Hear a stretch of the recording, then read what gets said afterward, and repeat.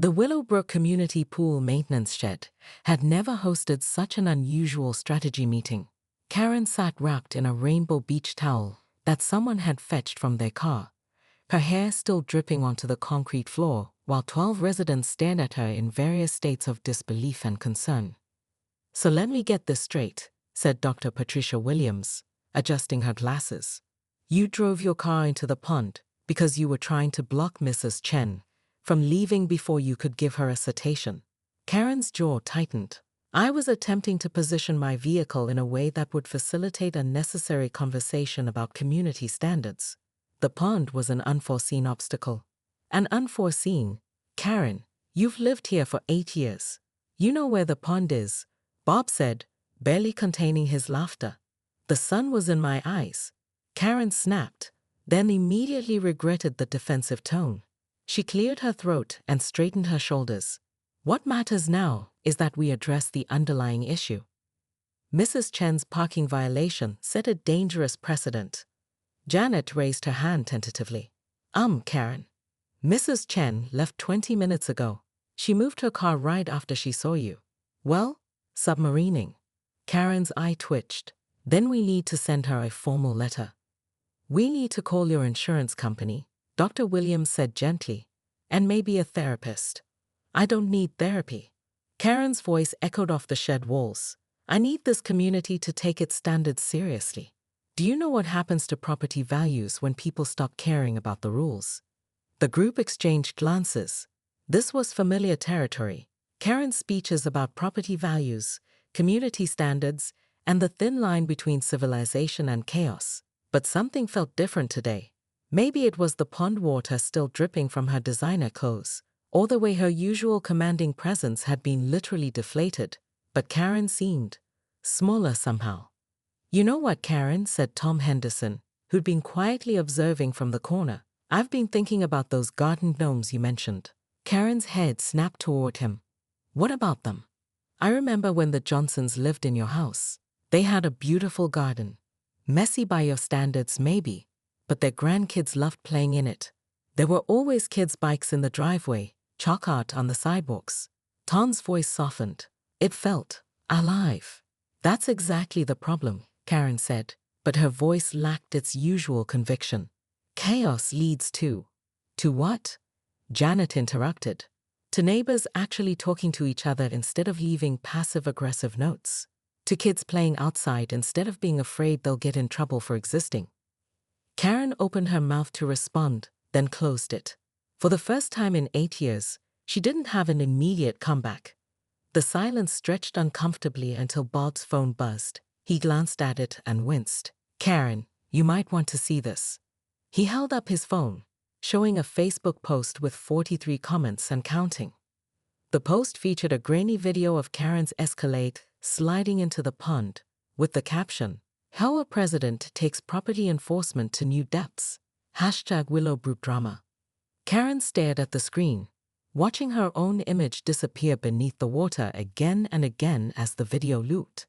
The comments ranged from laughing emojis to genuine concern, but one caught her attention. "Poor Karen. She's been carrying this whole neighborhood on her shoulders for years. Maybe it's time we all helped out more." "Who wrote that?" she asked quietly. Bob scrolled up. "Mrs. Chen." Karen Whitmore's pristine white Escalade disappeared beneath the murky surface of Willowbrook's decorative pond with a spectacular splash that sent a family of startled ducks fleeing skyward. For exactly 3 seconds, the entire Homeowners Association emergency meeting fell silent, a feat that hadn't occurred since the great mailbox controversy of 2019. "Well," said Bob Martinez, the HOO treasurer, peering through the community center's windows at the bubbling water, "I guess that settles the parking debate." But Karen wasn't going down without a fight. Literally. 20 minutes earlier, she'd been standing at that same window, clipboard clutched to her chest like armor, watching that impossible woman ignore her perfectly reasonable parking citation. Mrs. Chen had parked her beat-up Honda Civic exactly 18 inches over the designated visitor spot line, a clear violation of Section 4.2 bits of the Willowbrook Community Guidelines. "She thinks she can just disregard our rules because she's new," Karen had muttered to herself, her manicured nails drumming against the clipboard. Well, she's about to learn that I don't make exceptions. The emergency meeting had been Karen's idea naturally. Someone needed to address the epidemic of parking violations that was destroying the community's aesthetic integrity. Never mind that there had been exactly 3 violations in the past 6 months. Karen kept meticulous records. The Chen situation requires immediate action, she'd announced to the 12 residents who'd bothered to show up. If we let this slide, next thing you know, we'll have RVs parked on front lawns and boats in driveways. Karen, it's 18 inches, said Janet Rodriguez, rolling her eyes. The woman just moved here from California. Maybe cut her some slack. Slack?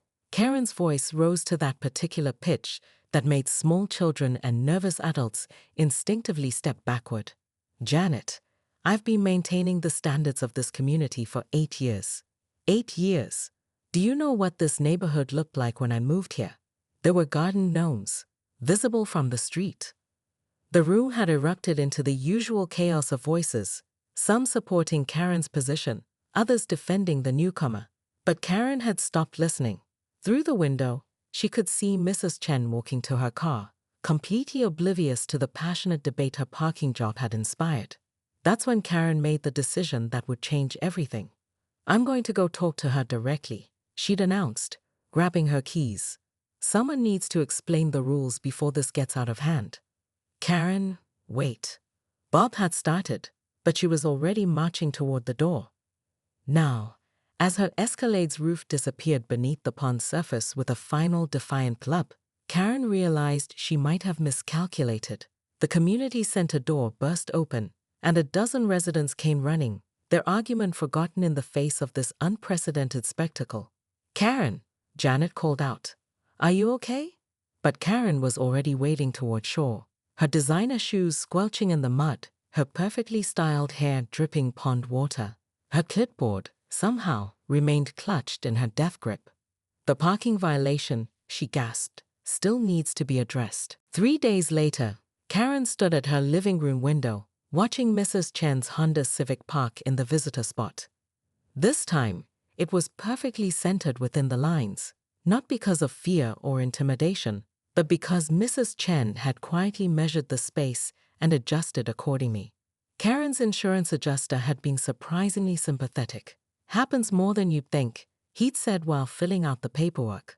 Though usually it's teenagers texting, not HOA presidents in pursuit of parking violators. The story had spread beyond Willowbrook's borders, thanks to social media. Local news stations had called, wanting interviews about the Pond Plunge HOA president. Karen had declined them all, but she couldn't decline the conversations that were happening right here in her community, like the one happening now on her front porch. Karen? Mrs. Chen stood at the bottom of the steps, holding a covered dish. I brought you some soup. I thought, well, after everything, maybe we could talk. Karen hesitated. 3 days ago, she would have used this opportunity to discuss the parking guidelines, the importance of community standards, the slippery slope of small violations. Instead, she found herself opening the door wider. I'm not very good at talking, Karen admitted as they settled in her immaculate living room. I'm better at managing things. I understand, Mrs. Chen said. In my old neighborhood, I was the one who organized the block parties, kept track of everyone's schedules, made sure the elderly neighbors had rides to doctor appointments. It's exhausting, being the person everyone depends on.